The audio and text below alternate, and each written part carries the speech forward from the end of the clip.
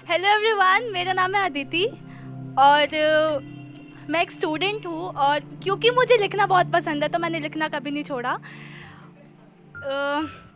वैसे तो ये मेरा दूसरा ओपन माइक है बट मैं बहुत एक्साइटेड हूँ क्योंकि मेरे से ज़्यादा मेरे दोस्त भी एक्साइटेड है इसके लिए।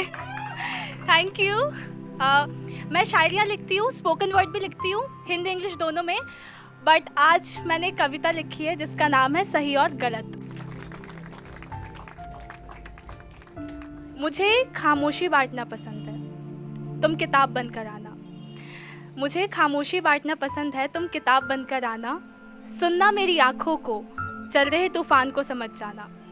मुझे इजहार करना नहीं आता और तुम्हें इनकार मैं करना चाहती नहीं। तुम्हें पता है, वक्त की पाबंदियों को तोड़कर मैं उड़ने का ख्वाब देखती हूँ। सही और गलत के बीच मैं अक्सर फंस के रहती हूँ। कहते हैं मुझे लोग ये सही है और ये गलत तो यहाँ जाना नहीं है, पर सच बताऊँ तो सही और गलत का तो अपना ही कोई ठिकाना नहीं है और हम अक्सर फंस के रह जाते हैं सही और गलत की इस खोखली दीवारों के पीछे। मैंने ना बचपन से ही सही और गलत की दीवारें जोड़नी शुरू कर दी थी। आज दम घुटता है यहाँ, मुझे सांस नहीं आती। जब चिल्लाती हूँ मन की आवाज़ को और मेरी ही गूंज मेरे कानों तक चुप जाती है, तब समझ आता है कितना तूफान है कहीं। इन दीवारों के पीछे जोर से हंसना गलत है तो जी भरकर यहाँ रोना भी तो सही नहीं।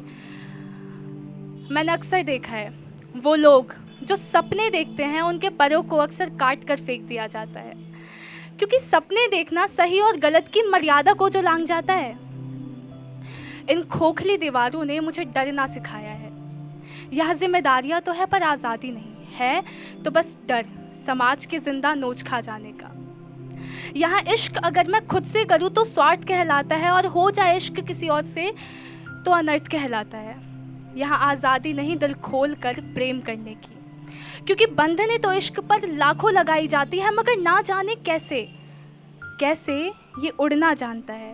इन दीवारों को लांघ कर किसी अपने का हाथ थामना जानता है। लाखों कहानियाँ इश्क की मशहूर है यहाँ, मगर सही और गलत के सौदागरों ने अक्सर इसे दफनाने की कोशिश की है।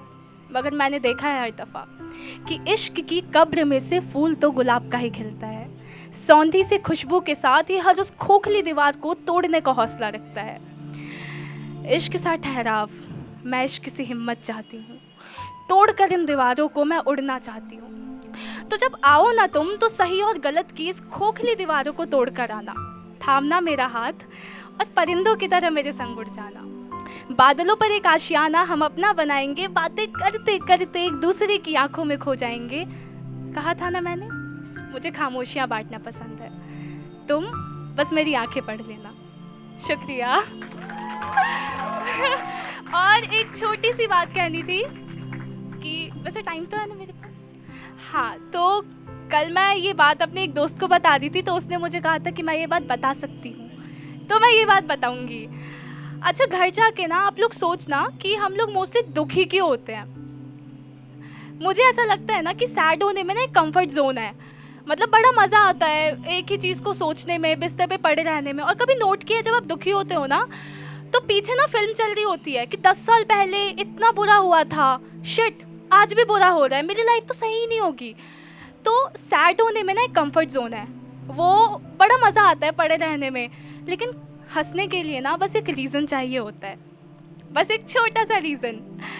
तो खुद को ना अपनी लाइफ में वो रीज़न हमेशा देते रहो। It's just you, only you can help your self, right. तो खुद को एक रीज़न देते रहो, हंसते रहो, क्योंकि यार पता है प्रॉब्लम्स का क्या है, वो आती है चली जाती है, फिर से आती है और फिर से चली जाती है। तो प्रॉब्लम्स तो आती जाती रहेंगी, लेकिन होठों पे मुस्कुराहटें सजी रहनी चाहिए। तो हंसते रहो and thank you for being such an amazing audience. Thank you.